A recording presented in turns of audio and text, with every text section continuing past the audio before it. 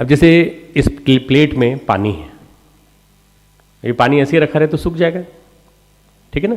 थोड़ी देर ऐसे रखा रहे तो सूख जाएगा कि ये बढ़ता चला जाएगा, सूख जाएगा ना। इस पानी को गड्ढे में डाल दीजिए, पानी को गड्ढे में डाल दीजिए। गड्ढे में पानी जब तक रहेगा तब तक तो कोई दिक्कत नहीं है, पर जैसे जैसे हवा उसको सुखाएगी, सूरज उसको मिलेगा, सूरज की धूप उसको तपाएगी, पानी सूख जाएगा। पर कहीं आपने उस गड्ढे को गहरा खोद दिया और कहीं कुएं का स्रोत मिल गया तो पानी नीचे से आने लगेगा, नीचे से उसकी ट्रेबेक्यूली कहाँ से आ रही हैं वो सारी की सारी उसको मिल जाएंगी, स्रोत फूट पड़ेगा, पानी भरा रहेगा। सिंपली गड्ढा सूख जाता है पर कुआं नहीं सूखता। अपने मन को, अंतर मन को कुआं बनाने की कोशिश करो, कुएं से उस अनंत से लेने की कोशिश करो, उस अनंत के सागर में गहरा डुबकी लगाने की कोशिश करो। यह जो अनुभव है ये ध्यान का अनुभव है। अदिति यानी अध्ययन का बोध ध्यान में ही हो पाता है। अभी हमारी मान्यता, आग्रह बार बार बीच में आते रहते हैं, हम ये हैं, हम वो हैं, हमारे आग्रह ये है, हमारी मान्यता ये है कि कुछ नहीं होने वाला, ध्यान नहीं लगने वाला, दुनिया में सब बेकार हैं, सारी दुनिया बेकार है, सबके सब हमारे पीछे पड़े हैं हाथ धो करके। ऐसा मन में बार बार चिंतन आते हैं, बार बार ये बातें आती हैं। और मनोविज्ञान की दृष्टि से ये ऑब्सेसिव न्यूरोसिस है। ऑब्सेशंस किसी के बारे में बैठ जाएं तो वो कंपल्शन बन जाते हैं, ओसीडी की बीमारी हो जाती है। जो अदिति का बोध जो है वो ध्यान में ही होता है। जो अध्ययन किया है, जब तक वो ध्यान, अध्ययन तो आपने साइकोलॉजी भी की है, इंडियन कल्चर भी की है, धर्म विज्ञान भी किया है, वो बोध में क्यों नहीं उतर पाता है? बोध में तब उतरता है जब उसको आप गहराई से लेते हो, अंदर तक, अंदरतम तक जाने की कोशिश करते हो। जब अदिति बोध में उतर जाती है तो ध्यान होने लगता है। रैदास, कबीर, दादू ये सब कभी पढ़े नहीं थे। रामकृष्ण परमहंस मुश्किल से पट्टी पे लिख लेते, इतना पढ़ लेते थे। जब सुनने के बाद ध्यान किया तो बोध किया, सुना लोगों से, ध्यान किया, बोध किया। पढ़ना लिखना जरूरी नहीं है, बोध करना जरूरी है। अदिति से ज़्यादा जरूरी क्या है? बोध, बोध, सेल्फ रियलाइजेशन, अपने अंदर उसको जीवन में उतारना, उसको एक्सपीरियंशियल नॉलेज। रामकृष्ण का इतना पवित्र जीवन था, अंतिम अनुभव जब उनको दिया निर्विकल्प समाधि की, एक पल में आ गई उनको। यहाँ उनके गुरु ने कहा, मैं चुभा रहा हूँ यहाँ पे आज्ञा चक्र में, देख ये सुआ चुभा रहा हूँ, बस सुआ जैसे ही यहाँ लगाया, बोले मैं तेरी ग्रंथि को खोल रहा हूँ। इतने पवित्र जीवन था, इतना निष्कलुष जीवन था, एक पल में निर्विकल्प समाधि लग गई। अभी हमारा मानसिक आधार तैयार नहीं है, हमें रैदास और कबीर की तरह से और रामकृष्ण की तरह से पदवी प्राप्त नहीं है। तो क्या करेंगे? पढ़ना, सुनना और बोध करना, ये तीनों श्रृंखलाओं से गुजरना पड़ेगा।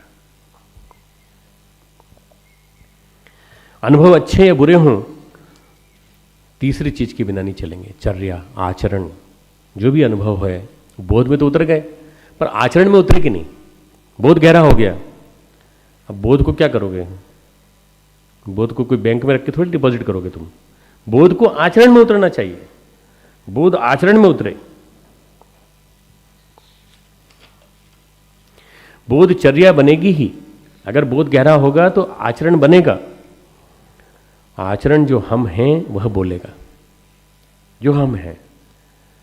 हमारा कोई भी झूठा स्वरूप सामने नहीं आ सकता, हमारा सच्चा स्वरूप सामने आएगा। जो हम हैं वही बोलेगा, जो भी हमें अनुभव हुआ है वही निकलेगा। बहुत सारे टीचर्स देखे होंगे जो अपने एक्सपीरियंस के आधार पर अपनी बात को कहते हैं, अपनी बात को सुनाते हैं।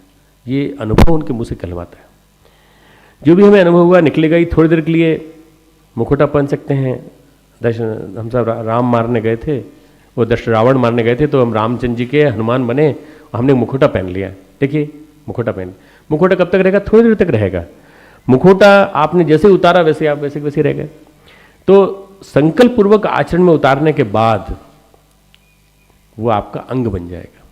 मुखौटा बनाने से कोई फायदा नहीं। बहुत सारे लोग बड़ा मिथ्या दंभी जीवन जीते हैं, दंभपूर्वक जीवन जीते हैं। जीवन में उनके वो आचरण में नहीं है, क्योंकि बोध में नहीं है। क्योंकि अध्ययन तो किया है पर अध्ययन के साथ साथ बोध नहीं है, और वो चर्या में नहीं है, आचरण में नहीं है। क्या करते हैं? वो आरोपित कर लेते हैं। तिलक लगा लिया, खड़ाऊ पहन ली, खूब सारे सन्यासियों की तरह से जोक्स और चुटकुले वगैरह याद कर लिए, प्रवचन देने लगे, खूब लोगों को गुरुजी कहने लगे, लोग उनके चरण छूने लगे। धीरे धीरे करके महामंडलेश्वर हो गए, मंडलेश्वर महामंडलेश्वर हो गए। बड़े बड़े 108 108 की पदवी लग जाती। पर वो जीवन में बड़ा रीतापन पाते हैं। जब वो अकेले में बैठते हैं तो बड़ा खालीपन पाते हैं। क्यों? वो आचरण में नहीं उतर पाया, बोध जो है गहरा हो ही नहीं पाया। जो असली आनंद है अपने आप में बने रहना, और अपने आप में बने रह करके वैसा ही आचरण करना जैसा आप हैं इससे। बहुत अच्छा उदाहरण देता हूँ वाल्मीकि रामायण का, रावण का। रावण से कहा मंदोदरी ने कि तुम सीता को तो ले आए, पटरानी बनाना चाहते हो, तुम राम बन जाओ, तुम्हारा उद्देश्य क्या है, तुम भोगना चाहते हो उसको। असुरों की परंपरा रही है कि नारी को भोगते हैं, नारी को भोगना चाहते हैं तो तुम राम बन जाओ, वो तुम्हें स्वीकार कर लेगी। बोले यही तो मुश्किल है, हम जैसे ही राम का ध्यान करते हैं तो हमें पर नारी की कल्पना ही बड़ी मुश्किल लगती है। जैसे ही हम राम बनते हैं वैसे हमको लगता है अरे पर नारी की कल्पना बड़ी मुश्किल लगती है हमें। मिथ्याचरण राम नहीं कर सकता, रावण कर सकता है, मिथ्याचरण राम नहीं कर सकता। रावण भी राम के ध्यान से घबराता है, रावण भी राम के ध्यान से घबराता है। चर्या आचरण की जब बात आती है तो आचरण में जहां कोई गड़बड़ी आई तो हम मुश्किल। आप जैसे हैं वैसा आचरण कीजिए। आपका अच्छा आचरण नहीं है तो अच्छा आचरण के लायक अपना बोध अच्छा बनाइए, गहरे अनुभूति में जाइए और गहरा ज्ञान अर्जित करके अपने आचरण में श्रेष्ठता लाने का प्रयास कीजिए। अनुभव ध्यान का, उसकी प्रगाढ़ता का। अच्छा, अब चौथी चीज, आचरण जो भी है वो प्रचार बनेगा। जैसा आचरण करोगे, जैसा व्यवहार करोगे, जैसा लोगों के सामने दिखेगा वैसा प्रचार बनेगा। रमण महर्षि को बोलना नहीं पड़ता, वो साक्षात ध्यान बन जाते हैं। साक्षात ध्यान, ईश्वरत्व उनके माध्यम से झरता है। रमण महर्षि के पास गया आदमी शांत हो जाता है, हिंसक प्राणी शांत हो जाते हैं। एक जहरीला नाग उनके पास बैठ करके शांत होकर के आ जाता है और उनके पास बैठ करके चुपचाप शांत चला आता है। क्यों? क्योंकि वो उनके अंदर पूरे अंतरंग से बहिरंग से शांति का झरना बह रहा है। ये क्या है? ये है आचरण प्रचार बन गया। गुरुदेव गायत्रीमय बन गए, जीवन भर गायत्री का प्रचार ही नहीं किया, उन्होंने गायत्री को जीवन में जिया। उन्होंने कहा 4 घंटे में गायत्री की साधना करता हूँ, पूरे गायत्री परिवार का पेट इससे भरता हूँ। मेरी गायत्री साधना मेरी हर श्वास में चलती है। गायत्री परिवार का पेट भरने के लिए 4 घंटे की साधना, 20 घंटे मेरी साधना मेरे अपने आप को उस परम सत्ता के साथ एकात्मता स्थापित करने के लिए।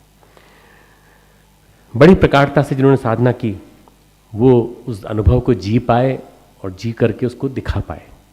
तो क्या चीजें हुई? 4, अदिति अध्ययन, दूसरा बोध, तीसरा आचरण, चौथा अभी याद तो हो गया तो इसको बोध में लाना पड़ेगा। बोध में ला करके इसको आचरण में लाना पड़ेगा। ध्यान जब गहराई में जाते हैं तो क्रमशः इन स्टेजेस में गुजरते गुजरते हमारे जीवन में बोलने लगता है। जैसे आज के बाद आपके मन में शांति ऐसी स्थापित हो जाए कि आपको लगने लगे कि हमारा मन शांत है। कहीं कुछ छोटी मोटी बातों में किसी ने कुछ कह दिया, इधर किसी ने कुछ कह दिया, तो ये क्या है? हमारा मन इस स्तर का हो गया है कि किसी कहीं दूसरी बात से प्रभावित नहीं होता। हमारा मन का विकास हो गया है। और विकसित बालक जो होता है, बड़ा बालक, वयस्क बालक, वो फिर छोटी छोटी बातों में विचलित नहीं होता। हम क्या करेंगे? हम अपने मन को किसी के भी प्रवाह में बहने नहीं देंगे। नहीं तो क्या होता है? बालक जैसा मन किसी के प्रवाह में बह गया। किसी ने कुछ कहा उधर चल दिए, किसी ने कहा मेले में चलो तो उधर चल दिए। आपका भी मन ऐसा ही है, हमारा बच्चों का मन सभी का ऐसा है। इसको मन को मजबूत करिए और मन को निरंतर शांत बनाने का प्रयास करिए। उस शांत मन में ही प्रभु का निवास है। ध्यान के लिए हमें अपने अंदर झांकना पड़ेगा। अभी तक हम बाहर साधन तलाशते रहे, बाहर के साधन भी कभी कभी जरूरी पड़ जाते हैं। हमारे अंतर्दर्शन के ध्यान में ही बताना चाहता हूं मैं एक गिरीश चंद्र घोष ठाकुर का ध्यानावस्था में चित्र हमेशा अपने पास रखते थे। तो किसी ने पूछा कि आप ये चित्र अपने पास क्यों रखते हैं? हमें कई माह तक घनघोर अंधेरे में डर लगता था और रीतापन सा लगता था, ऐसा लगता था खालीपन आ गया जीवन में।